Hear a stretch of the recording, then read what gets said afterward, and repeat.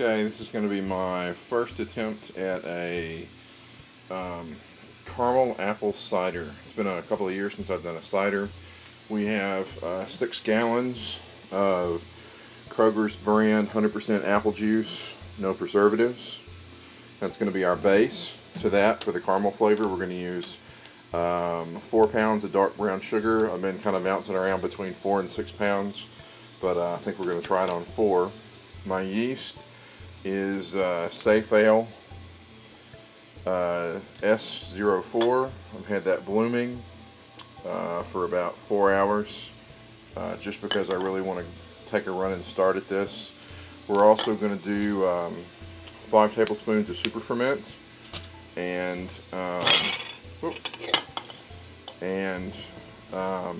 this is maltodextrin. It's used to give body and mouthfeel. Right now we've got 2 gallons of the apple juice on the stove heating up, just so we can dissolve easily this brown sugar. So Andrea's helping me out. She's going to cut open the brown sugar. Just do it over the pot so it doesn't make a mess. We've got this heating up. Everything's already been pasteurized because it's been bottled at the store, but we're just heating it up so that it'll dissolve really easily. Go ahead and just open it wide because you're going to dump that whole thing in.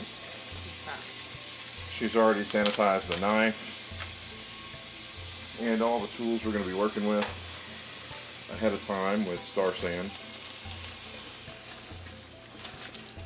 This may not all completely dissolve into solution, but we'll get most of it.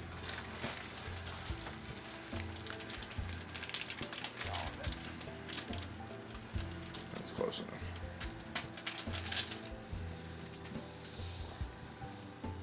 That. This is not up to boiling. The lighting's really bad. Kitchen fluorescent lighting. We're just getting it up high enough to be able to dissolve this stuff into solution. I didn't want to do the whole 6 gallons because there's no need to. I think we can get most of this stuff in solution with just 2, and I'm hoping that we'll be pretty close to pitchable temperature by the time we dissolve this stuff into the bucket and then add the other 4 gallons, so we should be able to pitch it immediately.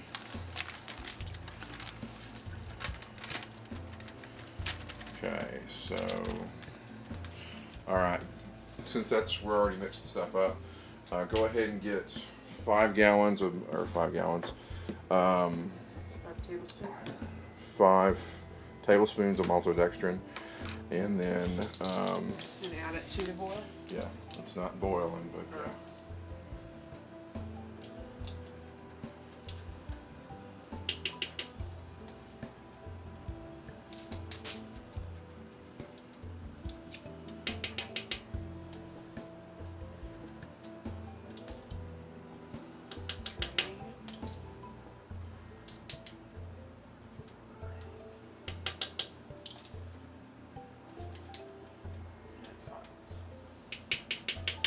for the super ferment, which is also yeast nutrient, use the teaspoons, and we want to do 5 teaspoons.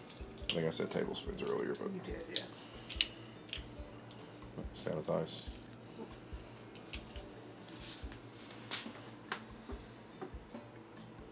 We got some Star Sand mixed up over there. Love that stuff since it's no rinse. And I'm going to put 5 teaspoons in there, and then stir it up to get into solution. We've already got our fermentation bucket sanitized. There's stuff all over the kitchen right now because I kegged my cranberry cream ale today, and it's in the fridge chilling. Should be able to get that force carbonated tomorrow once it's thoroughly chilled. There you go. It's 4. It's 4? Okay. Grab your sanitized spatula. I know the counter's sanitary because I cleaned the kitchen earlier today with bleach. So that really rolling around in there. Does it feel like most of it's gone into solution?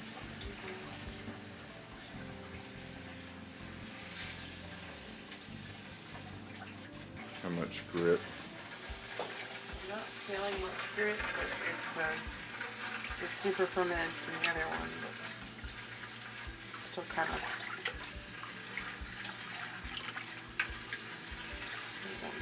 mix.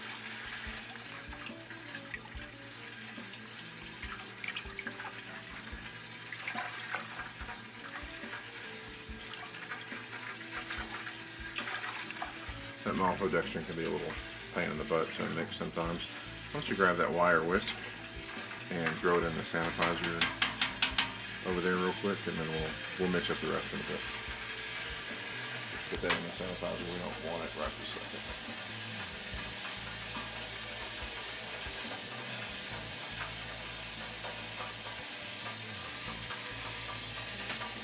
The rest of that maltodextrin will melt. Nope, I want to do that in the bucket. So I'm going to grab the lid off of the bucket here and toss that in our bucket. Just careful. Okay. There we go. Perfect.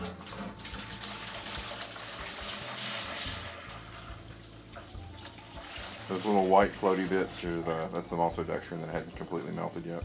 It'll go into solution. Okay, throw that, I guess, up on the stove and turn it off. I'll wash that pot later. And then toss the rest of the juice in, and we need to take a temperature reading to make sure we're not too hot.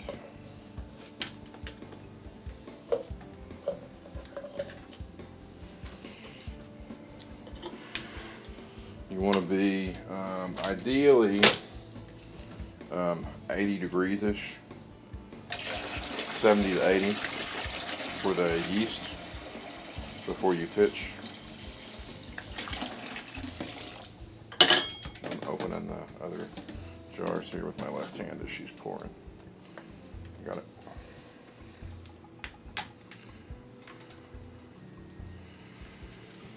Now this is probably going to go in the new kegerator that I haven't made a video for yet. Well, I haven't made a big video for yet. Alright, we had to go get more apple juice. We underestimated, to use a Bushism, our apple juice. We only had 3 gallons. Now we have another 3 making 6, so we're going to top that off. Go ahead and throw that in there. Here, I'll hold that since it's already been sanitized. Put it upside down over there.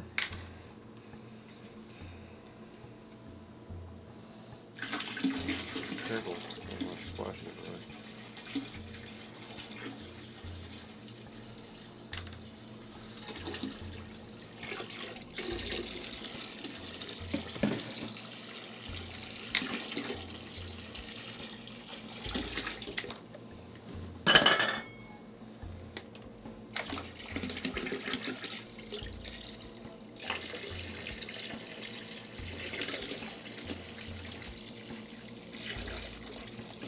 Okay, we're going to stir-fry that just a little bit to get the rest of the higher density or higher gravity stuff on the bottom with our sanitized spatula. It's already been sanitized.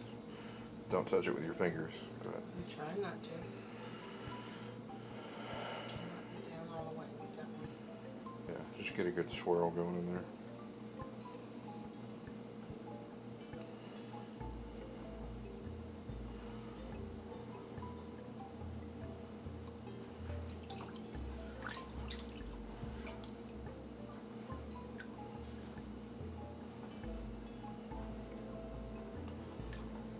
Go. Alright, you want to get a coffee cup and sanitize the inside and outside really quick. Sure.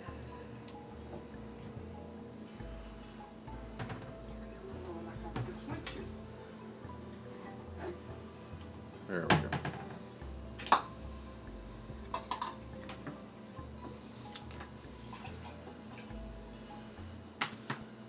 inside and outside? Yeah, because you're going to dip it in there.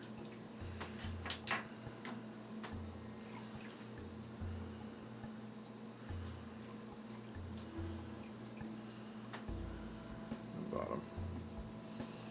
There you go.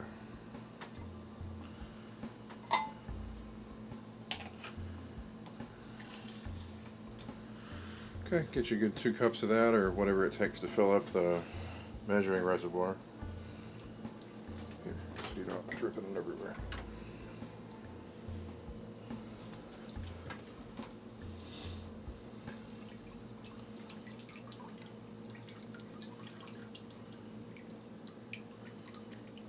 Perfect. Let's see what our reading is. And get a temperature so we can compensate. Set that in, and you always want to spin it when you set it in. Spin it again. You want to get it off the. You want to spin it to get any bubbles that may be on it off of it, but that'll reset it too. So we're sitting at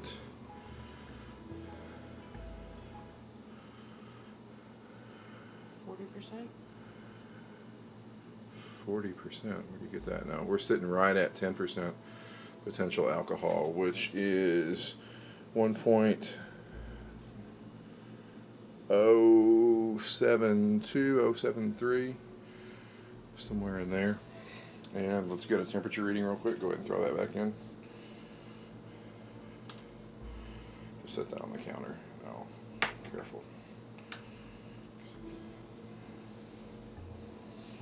Put that back in. And I've got a probe thermometer. We're going to get a temperature reading just to make sure it's pitchable. Right now. And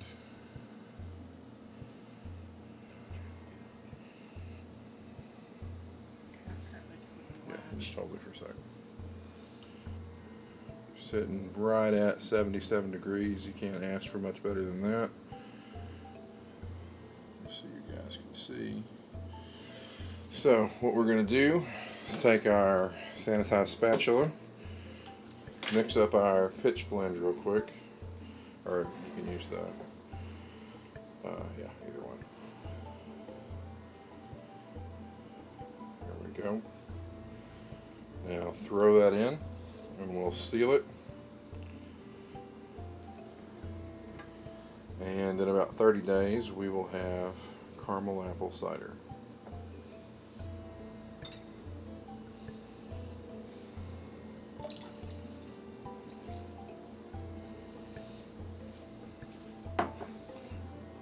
Throw that on top.